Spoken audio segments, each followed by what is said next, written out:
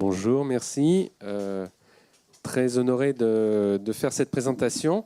Donc après des présentations à haute teneur scientifique, je vais vous donner un point de vue d'un constructeur. Donc c'est moins dans la structure atomique, c'est plus dans le macro. Voilà. Je suis Patrick Genoux. Après pas mal d'années chez Bouygues Offshore Technigaz, je suis depuis plus de 6 ans chez Entrepose, en charge du développement de nos projets EPC, en particulier du GNL. Alors, juste une petite correction sur la teneur de la présentation. Je vais vous parler un peu des matériaux, mais en même temps, Madame Annie, juste avant, a très bien parlé de toute la partie métallique des réservoirs, donc je ne vais peut-être pas m'étendre là-dessus. Mais je voulais aussi vous parler un peu des méthodes de construction, parce que finalement, ce que je vais vous dire tout à l'heure, c'est que on est face à une industrie où on n'aime pas trop changer les codes et ce qui marche bien. On nous demande souvent un design robuste et qui a des références. Donc il n'y a pas tellement d'innovation dans le design. Par contre, dans la construction, nous, on est dans les réservoirs GNL depuis 20 ans, on continue, et on a essayé d'améliorer nos méthodes de montage. Et évidemment, j'ai rajouté large dans le titre, c'est-à-dire les réservoirs de taille importante, parce que c'est le type de réservoir que Entrepose connaît bien et réalise. Donc, je vais vous parler très rapidement pour introduire ma société Entrepose. Ensuite, donc, quelques images de références récentes ou de projets en construction. Une troisième partie, donc plus orientée sur les matériaux, et enfin parler des méthodes de construction. Donc Entrepose, j'ai rajouté le logo Vinci parce que donc Entrepose est un groupe qui est complètement à l'intérieur du groupe Vinci. On bénéficie à ce titre du coup la réputation en génie civil de Vinci, et on est donc depuis maintenant de plusieurs années naturellement associé à la branche Vinci Construction Grand Projet pour les ouvrages ces réservoirs GNL qui ont la particularité d'avoir une structure béton précontrainte assez complexe et de la partie électromécanique. Alors, Dunkerque LNG, le projet Dunkerque LNG est l'exception parce qu'on avait un accord précédent avec Bouygues, donc on est avec Bouygues sur ce projet Dunkerque et non avec notre maison mère.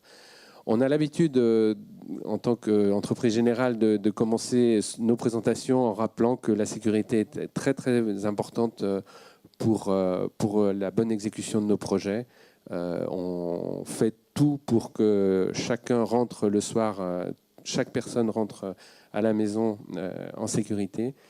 Et pour cela, on a développé beaucoup de programmes qui mobilisent toute la société depuis le plus haut, depuis la direction générale. Un panel des différents types d'ouvrages qu'Entrepose peut réaliser. Donc ça va de clés en main d'usines complètes de production. Ça, c'est une usine qu'on a réalisée dans le Sahara en Algérie. Des stations de compression, des stations de traitement, stabilisation, des petites centrales. Ça, c'est une unité en fait qui valorise les déchets. Évidemment, les réservoirs de grande taille GNL, GPL ou autres gaz liquéfiés. Mais enfin, c'est surtout GNL et GPL qu'on a réalisé ces dernières années. Parler évidemment de l'atelier de Dunkerque qui s'appelle aujourd'hui Entrepose Industrie. Il faut oublier CMP. Donc voilà, c'est Entrepose Industrie. C'est le nouveau, en fait, vous voyez aussi le nouveau logo d'Entrepose qui est une nouvelle image graphique qui est depuis le début de cette année. D'autres types de stockage, bien que évidemment c'est un milieu beaucoup plus compétitif et on a moins l'occasion de réaliser que dans le passé, mais ceci dit, on vient de réaliser une série de réservoirs en Irak sur un projet pour Lukoil et également un réservoir au Congo. Et puis des stockages plus sophistiqués comme des sphères ou des cigares, par exemple pour le GPL. Et ça c'est évidemment bénéfique pour l'atelier de Dunkerque, où c'est ce genre d'unité qu'on peut fabriquer d'abord à Dunkerque et puis après monter sur site avec nos équipes de construction. Bon, très rapidement, vous voyez qu'on est dans cette industrie depuis très longtemps, depuis les années 30, des images un peu vestiges, avec toute une histoire, différents actionnaires, et on est de nouveau Vinci, parce qu'en fait, Entrepose faisait partie du groupe GTM du MEZ, donc c'est un peu un retour au bercail depuis les années 2002. Donc, la chaîne du GNL, comme vous avez vu dans la présentation précédente, donc pour nous, on peut intervenir soit sur les usines de liquéfaction, soit sur les terminaux de réception, puisqu'il faut des réservoirs des deux côtés de la chaîne. Donc, Dunkerque LNG, je pense que tout le monde connaît ici, et donc on est très heureux d'avoir été adjudicataire du lot des 3 réservoirs de 190 000 m3 qui donc sont en fin de construction. Un projet, et je vais vous parler après de 2 autres projets qui sont en cours de construction également et qui sont emblématiques de, on va dire, la culture d'Entrepose, qui en fait on aime bien les projets complexes dans des environnements compliqués, enfin je veux dire dans des endroits assez isolés et compliqués. Et c'est ce genre de projet où on est capable de faire des propositions aux clients pour garantir une bonne exécution. Et donc ça, c'est un projet en Australie de l'Ouest. Vous savez qu'en Australie, il y a énormément de développement de GNL. Donc Wheatstone, c'est un des projets. Pour le client final, c'est Chevron, et on est sous-traitant de Bechtel, qui est adjudicataire de l'ensemble de l'usine. Et sur ce projet, on a donc 2 réservoirs de GNL de 150 000 m3 de capacité utile, et également 2 gros réservoirs de condensat, puisque ce champ génère beaucoup de condensat, donc il faut un stockage important de condensat. Et puis le deuxième projet emblématique actuellement en cours de construction, c'est Yamal LNG, au nord de la Sibérie. Donc là, c'est l'usine de liquéfaction développée par Yamal LNG, qui est donc l'union de Novatek, un opérateur russe privé, avec Total et PetroChina. Et donc on a été adjudicataire du lot réservoir. Donc on parle de 4 réservoirs de 160 000 m3. Et là, évidemment, les conditions vraiment hors du commun, c'est quasiment 7 à 8 mois d'hiver où il n'y a pas de... Enfin, tout est isolé et on peut venir éventuellement avec des navires brise-glace, mais la logistique est extrêmement compliquée. Donc il faut vraiment avoir prévu l'été d'avant un maximum de logistique. Et donc des températures courantes en hiver à moins 40 degrés C, et des températures de design un peu plus de moins 50. Donc des méthodologies à mettre en œuvre très spécifiques. Ensuite, donc, une revue assez rapide sur les matériaux qu'on va employer donc dans les réservoirs. Donc moi, je vais vous parler plutôt quand même encore une fois des réservoirs GNL, plutôt de type à intégrité totale, parce que c'est vraiment ce qu'on a réalisé dans notre expérience en fait. Donc évidemment, vous savez que suivant les températures, mais je pense que les présentations d'avant ont couvert pas mal ces sujets, mais l'acier carbone standard, il va pouvoir aller jusqu'à des températures de moins 50. Donc, il y a des nuances capables adéquates pour des stockages de butane, propane, par exemple, liquéfié. Par contre, dès qu'on descend en dessous, il faut commencer à avoir des alliages à nickel. Et le standard pour le GNL, donc jusqu'à moins 200 degrés, c'est le 9% nickel. Qui est devenu le standard, bien que, effectivement, comme je disais tout à l'heure, il y a des gens qui nous proposent éventuellement d'autres choses, mais c'est général dans à la fois les matériaux métalliques ou isolation, etc. Le code est assez rigide et c'est très compliqué quand on veut faire bouger et faire rentrer des choses différentes dans le code. Et donc les codes qu'on utilise, en fait, il y a deux grands codes. Le plus ancien, c'est l'API 620, un code américain. Donc évidemment, il y a beaucoup de développements qui ont été faits par des clients américains. Ils se référaient à l'API. En Europe, on avait un code anglais qui était le BS 7777, qui a été remplacé par l'EN 14620, qui est aussi maintenant un code de référence qui permet même d'être utilisé dans d'autres pays qu'en Europe. Mais ils se ressemblent, il y a des nuances dans les modes de calcul demandés, mais la base est quand même très similaire, et en particulier dans les matériaux, même si pour le 9% nickel, il y a une norme américaine et une norme européenne, in fine, c'est des matériaux qui sont très similaires. Alors les différents types de stockage, petit rappel, donc vous avez en fait, il y a très longtemps, on comptait le nombre de réservoirs, et on disait voilà simple ou double mur. Et petit à petit, on a développé l'idée d'intégrité, donc simple intégrité ou intégrité totale, en anglais single containment ou full containment et intermédiaire double containment. L'idée toute simple, c'est une question de sécurité des installations. Une intégrité totale, ce qu'on demande, c'est qu'il y ait une deuxième enveloppe. Il y a l'enveloppe primaire qui tient le produit, et il y a une deuxième enveloppe qui doit tenir en cas de fuite interne. Donc, on ne s'intéresse pas vraiment en fait, au risque qui vient de l'extérieur, mais en cas de fuite interne, la deuxième enveloppe doit tenir à la fois le liquide et le gaz.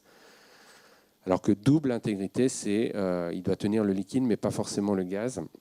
Et donc, on est arrivé assez vite à... donc, vous voyez la différence. On part d'une simple intégrité où il y a l'enceinte primaire et l'enceinte secondaire qui est simplement de l'acier carbone. Donc, vous imaginez s'il y a du GNL qui fuit, l'acier carbone ne va pas tenir. Et donc, c'est pour ça qu'il faut une cuvette de rétention autour, etc. Le double, il y a un mur béton qui va arrêter le liquide, mais là, ça n'est pas étanche au gaz. Et voilà le full containment ou la membrane. Alors je crois que ça c'est le type membrane, et l'intégrité totale avec un réservoir autoporteur en œuvre de nickel. Juste, ce qu'il faut dire, c'est que le béton n'est pas obligatoire dans un réservoir à intégrité totale. C'est simplement devenu un peu le standard. Pour une raison de sécurité, mais vis-à-vis de l'extérieur. C'est-à-dire que dans la définition de full containment ou intégrité totale, on ne demande pas nécessairement un béton. Ça peut être un acier 9% nickel pour le deuxième réservoir qui tiendrait le liquide et la vapeur. Mais quand on regarde les dangers qui viennent de l'extérieur, le feu, les missiles, s'il y a une explosion sur la zone process, évidemment, le béton a un degré de sécurité supplémentaire. C'est quasiment du niveau des centrales nucléaires, en termes même de chute d'avion. Et donc, rapidement, ça s'est imposé comme un choix judicieux pour la sécurité des installations et voilà, la pérennité de l'installation. C'est-à-dire que même s'il y a un problème autour, le réservoir n'aura quasiment... Enfin, il n'y a quasiment pas de scénario où le réservoir subira un problème. La présentation d'avant couvrait assez largement le détail des réservoirs, donc je pense que le temps passe, donc je vais essayer d'avancer assez vite. Voilà, je pense que maintenant vous avez une bonne vue sur le réservoir. Un exemple juste justement en tant que constructeur, un réservoir de 180 000 m3 de capacité utile, pour vous rendre compte un petit peu des quantités. On va parler à peu près de 3600 tonnes d'acier, dont 1900 tonnes, 2000 tonnes d'acier à 9% nickel. Du béton, il y aura à peu près 38 000 tonnes. Et c'est des diamètres aux alentours de 90 mètres, un peu moins de 90 mètres. Le béton, le mur a une épaisseur 1 mètre ou un peu moins. Et pour les épaisseurs d'acier de la cuve interne, on est entre 10 et 30 mm, parfois un peu plus, suivant éventuellement les cas de charge, les codes, les réglementations propres à chaque pays qui peuvent influencer un petit peu le design. Donc voilà un détail des différents constituants. Donc les précédents orateurs ont parlé beaucoup de métal, donc je vais peut-être vous parler un peu plus des isolants. Ce qui est intéressant, c'est de voir donc les différents types d'isolants. Donc sur le fond, alors c'est pareil, même si on pourrait éventuellement changer des choses, aujourd'hui, en fait, il y a non seulement le concept de base, le matériau de base et ses caractéristiques, mais il y a aussi les fournisseurs. En fait, nous, en tant que constructeurs, c'est une chaîne, c'est-à-dire qu'il faut qu'on soit capable de trouver des fournisseurs pour les produits. Donc même si quelqu'un a une bonne idée et développe un produit, il faut qu'on soit sûr qu'il va garantir une qualité si on lui commande la quantité pour faire un réservoir et qu'on soit sûr également de la mise en œuvre, de l'installation. Donc du coup, on se retrouve avec finalement des produits qu'on utilise depuis longtemps. Ça ne bouge pas tellement et même très peu de fournisseurs pour chaque élément parce que ce n'est pas des marchés énormes, même si c'est très intéressant, c'est des produits assez chers. Par exemple, les briques de foam glace, de verre cellulaire qu'on utilise pour le fond, il n'y a quasiment qu'un seul fournisseur. Mais bon, c'est robuste, c'est reconnu, ils ont plein de références, donc voilà, c'est ce qu'on utilise. Ensuite, donc la partie corner protection, en fait, c'est un élément donc, qui permet de protéger thermiquement la connexion dalle-mur. Vous avez une particularité d'isolation. On met en fait ce qu'on appelle resilient blanket en anglais. En fait, c'est une isolation qui va permettre de reprendre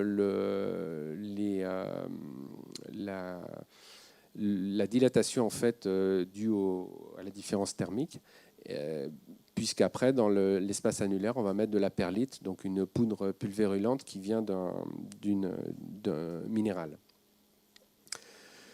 Quelques particularités donc, sur les conceptions de réservoirs également. Souvent, les réservoirs, donc on va avoir une dalle sur le sol et on va avoir un réchauffage de dalle pour garantir qu'on n'a pas une température qui va chuter énormément et provoquer éventuellement des perturbations sur le sol. Alors, il y a plein de photos, je vais passer rapidement, donc des différents éléments. Les photos ne sont pas toujours super claires parce qu'on n'a pas forcément des spots à l'intérieur des réservoirs, mais ça vous donne une idée un petit peu de l'échelle et de la mise en œuvre de tout ça. Ça me permet aussi de vous dire que ce qui est... donc finalement, dans la conception, on est sur un code qui est très strict. On n'a pas tellement de variantes possibles de conception. Par contre, notre valeur ajoutée et notre know-how, il est vraiment dans la mise en œuvre et la construction des réservoirs. Notre valeur ajoutée, elle est là, elle est dans nos gens, tous les personnels de construction qui connaissent ça, et qui, soit quand on fait nous-mêmes, dans certains pays, on a des filiales opérationnelles, soit quand on est avec des partenaires ou des sous-traitants, on amène toutes les méthodologies de montage et de suivi pour vraiment garantir la réalisation dans un temps imparti. On est avec des clients pour qui, évidemment, les dates de fin d'ouvrage sont fondamentales. Donc voilà ce qu'on amène. En fait, Entrepose a vraiment une histoire de construction, une culture de constructeur, et on a développé un bureau d'engineering pour pouvoir prendre des clés en main et faire des réservoirs, des projets EPC, Engineering Procurement de Construction, mais on vient de la construction, je dirais. Là, vous voyez, par exemple, c'est la résiliente blanquette qu'on va mettre le long de la robe. Vous voyez que c'est en fait une espèce de matelas qui va pouvoir bouger et donc s'adapter suivant le mouvement de la cuve interne. Donc là, le perlitage avec donc une petite unité qui vient produire à partir de la roche cette poudre qu'on va injecter dans l'espace annulaire. Le toit suspendu, donc avec de la laine de verre sur un toit suspendu. Les internes avec les puits de pompe, qui sont en général en inox, mais on peut faire également des tubes en 9% nickel, suivant les opportunités. Vous voyez le toit du réservoir. Et là, une vue un peu 3D pour dire que voilà, le réservoir, il y a la structure, mais il y a aussi tout le reste. Et ça peut donner parfois des structures assez compliquées. Je vois que le temps passe, mais je vais essayer de parcourir vite quelques idées sur la construction et voilà, une illustration de ce que je disais, de ce qu'on apporte sur les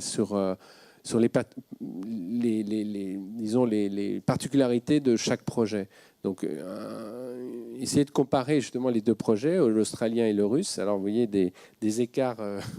En Australie, c'est plutôt plus 45 et en Russie, moins 45. Vous voyez l'équipement nécessaire pour travailler en Russie. En Russie, on est en fait au nord du cercle polaire, donc avec plusieurs mois dans l'hiver où il n'y a quasiment pas d'accès, et surtout un sol en permafrost. Donc on a dû développer des fondations spéciales. Bon, là, vous voyez, en Australie, c'est des fondations assez classiques, mais en fait qu'on a aussi optimisé par rapport au basic design du client. Ça, c'est vrai que c'est un atout de Vinci. On a au sein de Vinci plusieurs entreprises très spécialisées dans les fondations et ça nous permet d'offrir des optimisations qui sont vraiment un point gagnant dans la compétition face à d'autres entreprises. Et à Yamal, la particularité, c'est qu'on a donc des fondations avec des pieux béton qui vont à peu près à 20-30 mètres de profondeur, qui sont ancrés dans le permafrost. Le permafrost, c'est jusqu'à 300 mètres de sol gelé. Et alors, la particularité, c'est ça, c'est une espèce de frigo, c'est une thermostabilisation, puisqu'on doit, comme en mettant le pieu, en fait, on perturbe le sol et on doit refroidir pendant très longtemps, en fait. C'est pas temporaire, c'est vraiment quasiment constant, pour garantir le bon fonctionnement de la fondation. On a utilisé sur Yamal une méthode de coffrage glissant, alors que sur l'Australie, on était dans un coffrage grimpant classique. Ça, c'était pour bénéficier du maximum de travaux pendant l'été, avant l'hiver, et de pouvoir fermer le réservoir avant l'hiver. La préfabrication du toit, donc ça se passe à Dunkerque, justement dans l'atelier. On fabrique le toit par quartier d'orange. Et alors, sur l'Australie, ça a été une construction au sol et ensuite un levage à l'air, comme on a réalisé à Dunkerque. Par contre, sur Yamal, alors ça, c'est une photo de Hammerfest en Norvège, c'est ce qu'on avait déjà fait. C'est-à-dire on avait fait coffrage glissant et ensuite, on installe les éléments de toit en haut, en hauteur. Et donc, ça, c'était à Hammerfest, donc en Norvège. Et vous avez les photos de Yamal, on vient en fait de terminer les deux premiers réservoirs. On a terminé le toit des deux premiers réservoirs en mois de février.